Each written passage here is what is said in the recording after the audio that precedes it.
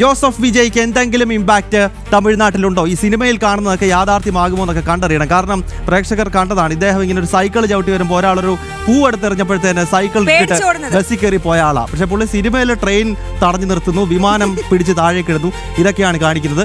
അപ്പോൾ സിനിമയല്ല യാഥാർത്ഥ്യം, സിനിമയല്ല രാഷ്ട്രീയം, അതൊക്കെ നമുക്ക് നാളെ അറിയാം.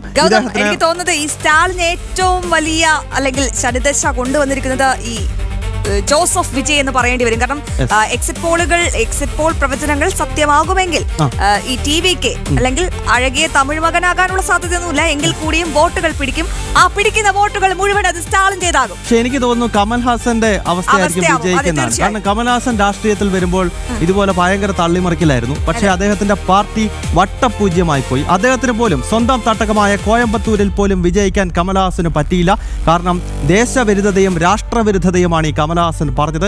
സിനിമയിൽ ഡയലോഗ് അടിക്കുന്നതല്ല രാഷ്ട്രീയം എന്ന് കമൽഹാസൻ മനസ്സിലാക്കിയിരുന്നു. എന്റെ വ്യക്തിപരമായ അഭിപ്രായം ജോസഫ് വിജയ്ക്കും അതേ അവസ്ഥ തന്നെയാകുമെന്നതാണ് അശ്വതി. ഓക്കെ, നമുക്ക് നോക്കാം. ഐസൺ ജോസ് തമിഴ്നാടിന്റെ രാഷ്ട്രീയ സാഹചര്യങ്ങൾ പറയുവാൻ നാഷണൽ ഡെസ്കിൽ നിന്നും റെഡിയായി നിൽക്കുകയാണ്. ഐസൺ, തമിഴ് രാഷ്ട്രീയത്തിൽ വലിയ മാറ്റങ്ങൾ ഉണ്ടാകുമോ? കാരണം DMK-യുടെ 10 വർഷത്തെ ഭരണമാണ്.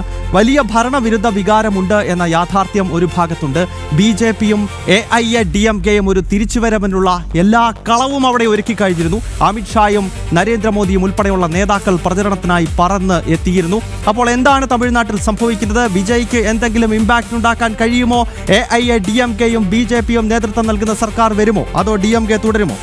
ഗൗതം, ഇപ്പോൾ നമുക്ക് ലഭ്യമാകുന്ന സൂചനകൾ അനുസരിച്ച് നേരത്തെ എക്സിറ്റ് പോളുകളുടെ പ്രവചനങ്ങളൊക്കെ പരിശോധിക്കുകയാണെങ്കിൽ DMK ഭരണ തുടർച്ചയുണ്ടാകുമെന്നൊക്കെ പറയുന്നുണ്ട്. എങ്കിൽ കൂടി മറ്റ് സൂചനകൾ പുറത്തു വരുന്നത് NDA-യുടെ സാന്നിധ്യം, അതിശക്തമായൊരു സാന്നിധ്യം NDA-യും BJP-യുടെയും ഓൾ ഇന്ത്യ അണ്ണാ ദ്രാവിഡ മുന്നേറ്റ ഘടകത്തിൻ്റെയും ഭാഗത്ത് നിന്ന് തമിഴ്നാട്ടിൽ ഉണ്ടാകുന്നുണ്ട്. അത് അതിശക്തമായൊരു പ്രചരണ തന്ത്രം തന്നെ BJP അവിടെ പ്രയോഗിക്കുകയും ചെയ്തിട്ടുണ്ട്. നമുക്കറിയാവുന്നതാണ്, പ്രധാനമന്ത്രി ഉൾപ്പെടെ അവിടെ എത്തി കൃത്യമായ പ്രചരണ പരിപാടികളിൽ ഭാഗമാവുകയും ചെയ്തിരുന്നു. ഇത്തരത്തിൽ ശക്തമായൊരു പ്രചരണം BJP-യുടെ ഭാഗത്തു നിന്നുണ്ടാകുകയും വികസന രാഷ്ട്രീയത്തിൻ്റെ ഒരു ആശയം മുന്നോട്ട് വയ്ക്കുകയും ചെയ്തിരുന്നു എന്നതൊരു യാഥാർത്ഥ്യം തന്നെയാണ്. മാത്രമല്ല, നമുക്കറിയാവുന്നതാണ്, ഈ ദ്രാവിഡ രാഷ്ട്രീയവുമായി കൂടിക്കുഴഞ്ഞു കിടക്കുന്ന ഒരു സ്വഭാവമുണ്ട് തമിഴ് രാഷ്ട്രീയത്തിന്.